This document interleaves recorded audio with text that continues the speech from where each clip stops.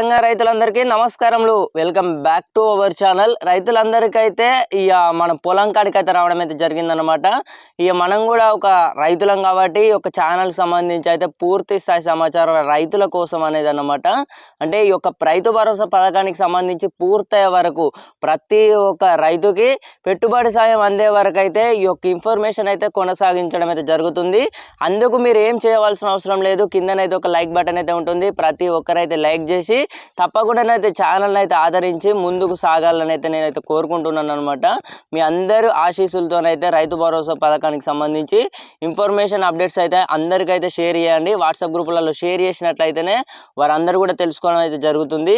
ఇక రైతు భరోసాపై చూసుకున్నట్టయితే 3 ఎకరాలకు సంబంధించి 4 ఎకరాలకు సంబంధించి 5 ఎకరాలకు సంబంధించి అయితే అప్డేట్ అయితే వచ్చినట్టయితే తెలుస్తుంది అనమాట. ఇప్పటికే చూసుకున్నట్టయితే 5 ఎకరాల వారికి మార్చి 31లోగా ప్రభుత్వం అయితే నిధులు అయితే విడుదల చేస్తుంది. ప్రతి ఒక్కరైతే వాట్సాప్ గ్రూపులలో తెలుసు కదా, షేర్ చేసే ప్రయత్నం అయితే చేయండి అన్నమాట. ఇప్పటి వరకు ఎవరికైతే డబ్బులు పడలేదో మీ అందరికీ కూడా ఇక డబ్బులు అయితే పడనున్నాయి అన్నమాట.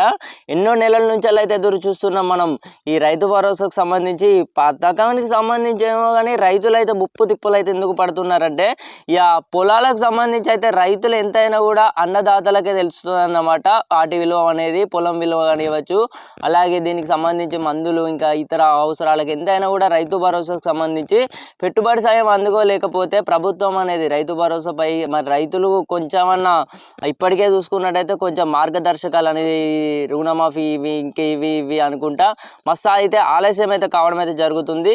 మరో పక్కనైతే రైతు భరోసా కనీసం పంట పెట్టుబడి సాయం అన్నమాట. ఎందుకంటే రైతులకు వచ్చేసి అయితే పంట పొలాలకు సంబంధించి ఇవి దేనికైనా కానివ్వచ్చు అవసరాలకు అయితే డబ్బులు అయితే పడాల్సిన టైం అన్నమాట. కానీ ఇప్పటి వరకు కూడా చాలా మంది అయితే చెప్పడం జరిగింది, అన్న పంట పెట్టుబడి సాయానికి సంబంధించి మాకు ఇంకా డబ్బులు అనేవి పడలేదు. రైతు భరోసా పథకానికి సంబంధించి కేసీఆర్ ప్రభుత్వం ఉన్నప్పుడైతే మాకు డబ్బులు అనేవి పడేయి, టైంకు పడ్డాయి అనేది చెప్పడం జరిగింది.